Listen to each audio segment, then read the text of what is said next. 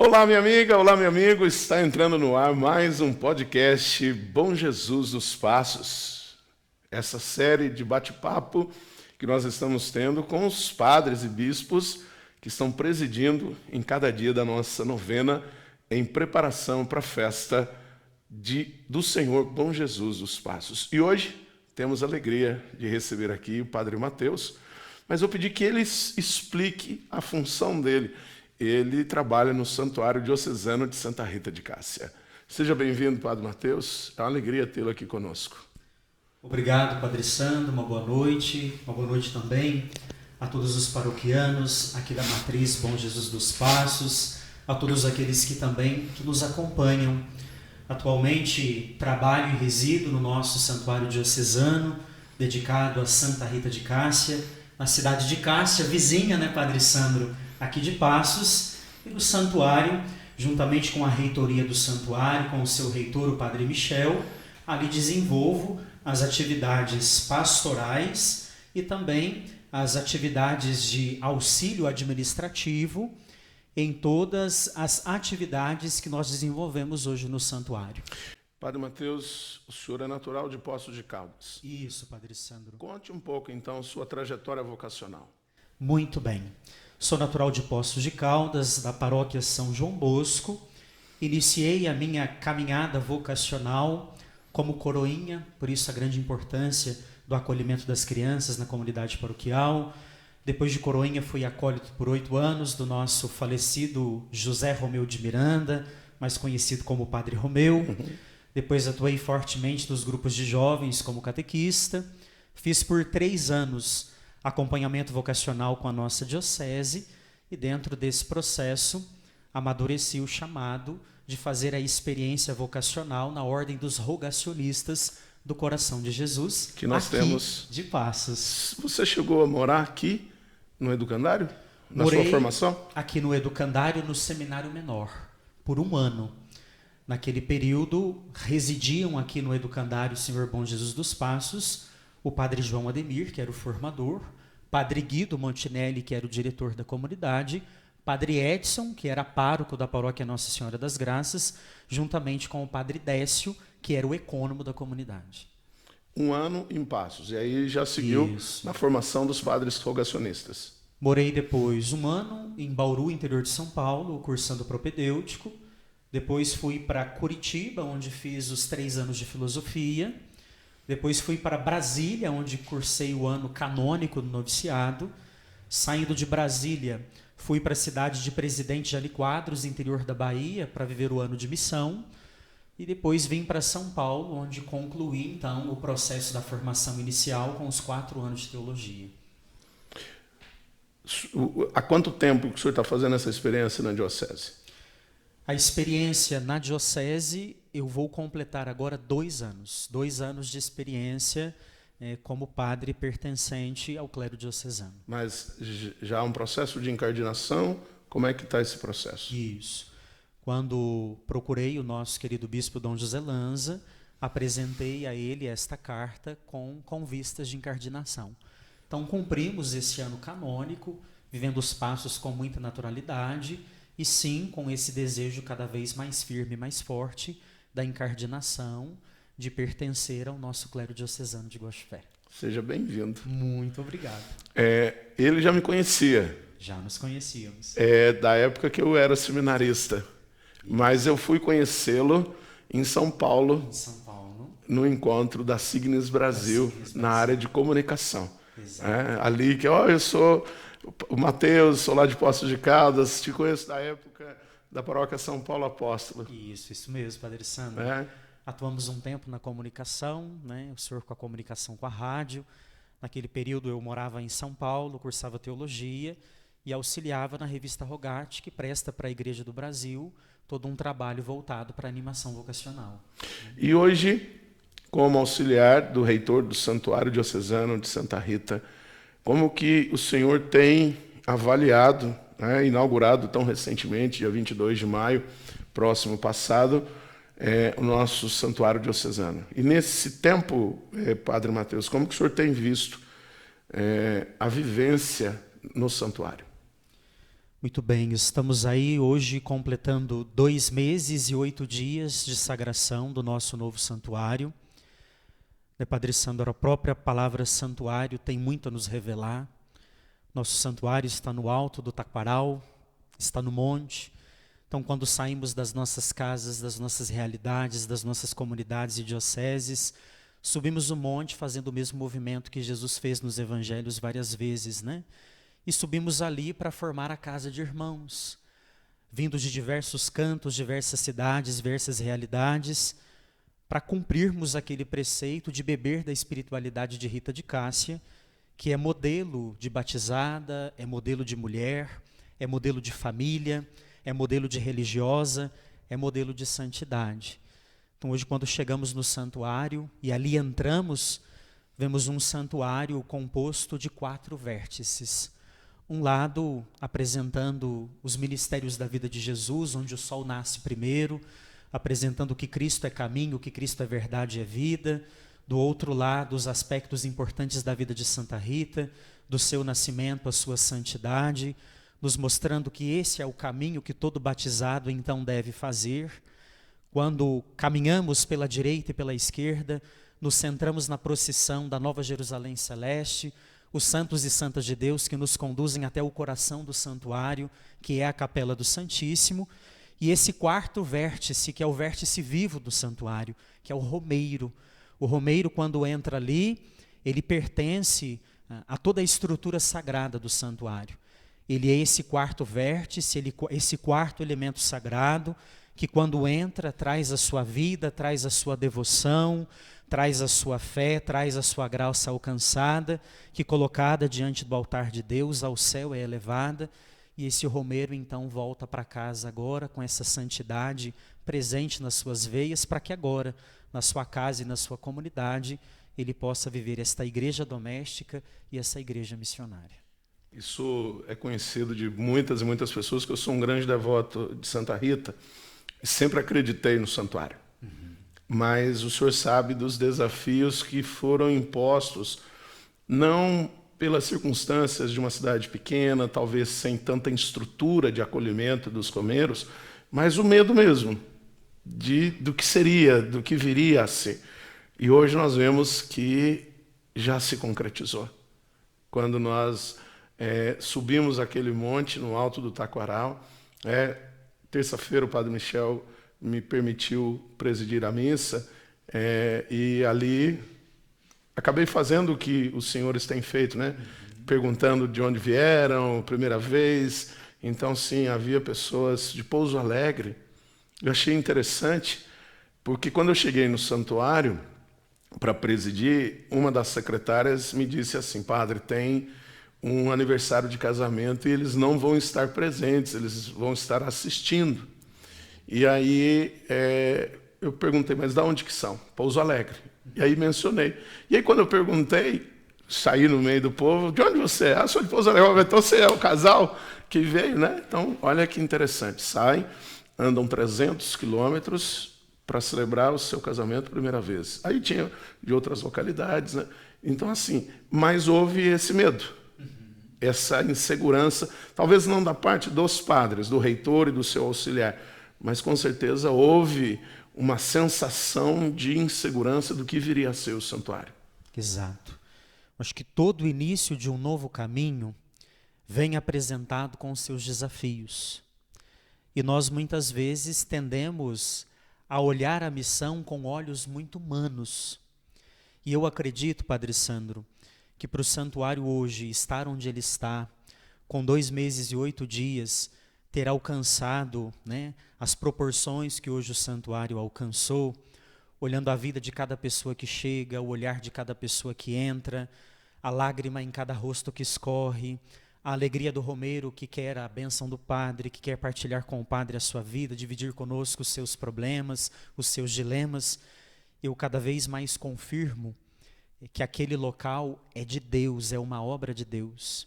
E quando a obra é de Deus, Padre Sandro, não tem o que dar errado. É interessante quando o senhor diz, né, que é uma obra de Deus, porque algumas pessoas, ao saberem que o empresário que patrocinou, que realmente conduziu toda a obra. E alguém podia dizer, mas qual a razão desse homem? Por que ele está fazendo isso? Aí tinha uns, ele é homem de fé. Não, ele quer aparecer. E aí o senhor traz uma coisa interessante. Deus usou de um rei pagão, rei da Pérsia, para libertar o povo. Deus usa de um empresário, faz com que esse empresário invista uma quantia aviltante para que o seu projeto acontecesse. Então, realmente, Deus, para ele, nada é impossível. Exatamente. Por isso estamos no santuário das causas impossíveis. Porque o Deus que não ficou nas alturas, mas assumiu todas as perspectivas de uma vida humana, sabe que quando o coração encontra o limite, a graça se aproxima e aquilo que para nós é impossível, pela ação de Deus se torna possível. Então, quando nós estamos ali, quando olhamos, por exemplo, a iconografia do santuário, não tem como o romeiro não se emocionar, nós que ali estamos presidindo não nos emocionar, porque nós nos vemos parte daquele santuário.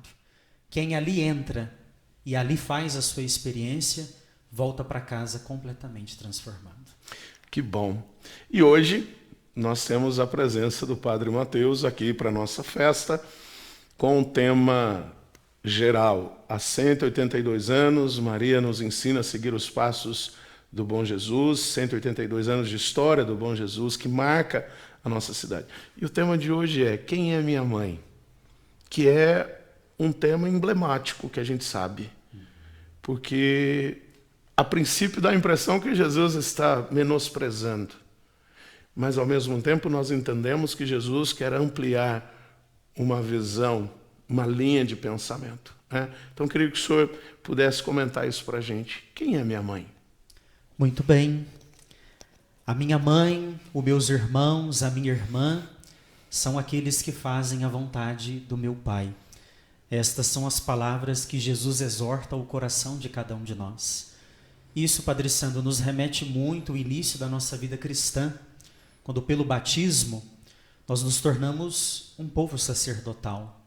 Sacerdotes, profetas e reis, homens e mulheres com espírito comunitário. Nós vencemos o egoísmo do sangue, assumimos a família da caridade e vamos descobrindo que aqui, na paróquia Bom Jesus dos Passos, como lá no santuário, como em todas as igrejas espalhadas pelo nosso país, aquele que chegou antes de mim, aquele que chegou depois de mim, aquele que senta do meu lado, direito ou esquerdo, é o meu irmão, é a minha irmã, é o meu companheiro de caminhada. Então hoje a proposta é que realmente nós nos enxergamos como irmãos, lembrando também a inspiração do Papa Francisco, quando propõe para a igreja um ano sinodal, e traz como proposta uma igreja que caminha junta. Então queremos realmente nos ver como família, nos ver como irmãos, nos ver como irmãos de caminhada, que caminham unidos, que rezam unidos, que se doam unidos a serviço de um reino, onde todos possam viver bem e viver em abundância. E nessa perspectiva de viver em família, em viver em comunidade, nós estamos percebendo, Padre Mateus, que no seio da igreja, que a primeira essência constitutiva da igreja não é a santidade, é a unidade. E aí nós vemos as feridas que estão acontecendo nessa unidade, quando no seio da igreja, quem senta ao meu lado, talvez eu não queira que sente, eu não queira que olhe, eu não queira que fale comigo, porque nós estamos deixando as realidades do tempo de hoje interferir na igreja que vai além do tempo. Exatamente. A impressão que temos é que a estrutura sociológica que nós estamos inseridos hoje nos apresenta um mundo de bolhas.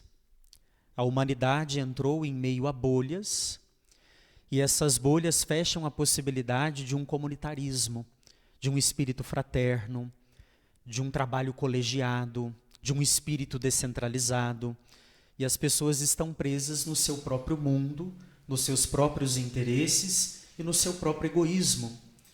E dentro desta estrutura, quando olhamos uma proposta de caminhar juntos, eu acredito que nós, como igreja, carinhosamente precisamos estourar estas bolhas, tirar as pessoas das suas redomas, trazê-los de volta para o útero da igreja e mostrarmos que a igreja é essa mãe que está sempre pronta a parir de novo seus filhos para que aprendamos a caminhar como irmãos. Quando o senhor disse deste ano sinodal, da sinodalidade da igreja, de ouvir, de podermos falar o que sentimos. E é muito importante que falemos o que sentimos, mas que tenhamos cuidado também no modo como falamos. E talvez hoje uma das grandes dificuldades seja, nós chegamos, você que atua na área da comunicação, o senhor que atua na área da comunicação, hoje, de certa forma, auxiliando nos trabalhos pastorais e administrativos do santuário, tem a comunicação como um ponto de referência. Quando nós chegamos com as redes sociais, a possibilidade de manifestar, de escrever, de compartilhar, parece que nós perdemos a capacidade de conviver.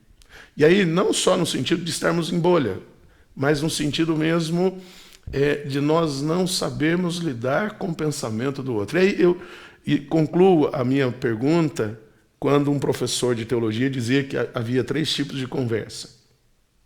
A primeira conversa é quando nós falamos de nós mesmos. A força dessa conversa perde rápido. O segundo tipo de conversa é quando nós falamos dos outros, bem ou mal. Ela pode até pegar um pouco de ânimo, mas logo ela perde a sua força. Mas o terceiro tipo de ideias, e isso eu ouvi há 22 anos atrás, quando eu estava no 2º ano de teologia, é uma conversa de ideias. Só que parece que hoje nós não sabemos mais conversar de ideias, porque às vezes a minha ideia é diferente da sua.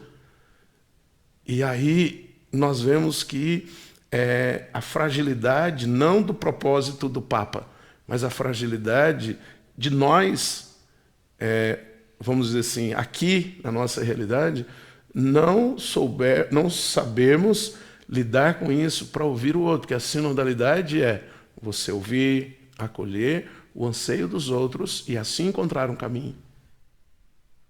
Queria que você falasse um pouquinho sobre isso. Essa possibilidade, ou essa realidade que nós temos hoje, de não conversar sobre ideias. Padre Sandro, eu sou um grande defensor da instituição família.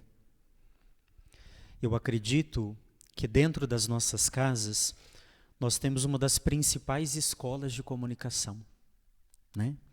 Quando uma criança recém-nascida vem ao mundo, ela perde a noção do espanto quando ela escuta a voz do pai ou da mãe. Ali ela tem a seguridade de que aonde ela está, ela vai ser bem cuidada. Isso nos remete muito ao Cristo bom pastor. As ovelhas escutam a voz do bom pastor e o seguem. Eu acredito que a grande crise que nós estamos vivendo, principalmente dentro das famílias, é que as nossas casas têm se transformado em espaços de convivência e não de geração de vínculo.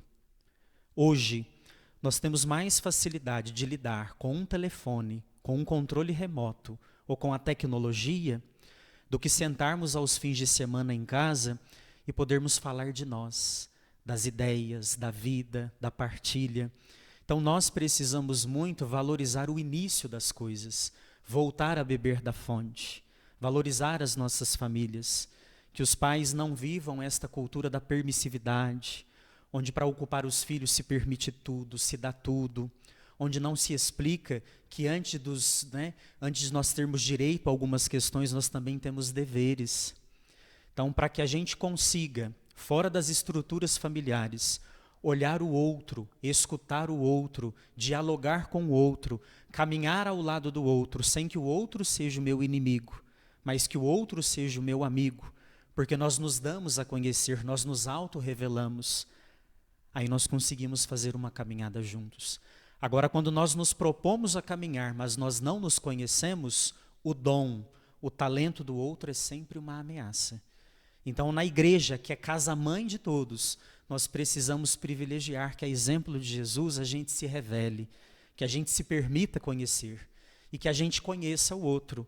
E para mim a forma mais simples, Padre Sandro, de conseguir vencer toda essa estrutura é fazer uma das mais importantes procissões ou peregrinações que todos nós somos chamados a fazer, que é sair de mim e ir ao seu encontro. Poder olhar no seu olho, poder olhar no olho daqueles que convivem conosco e, como irmãos, sentarmos e fazermos da vida uma comunhão.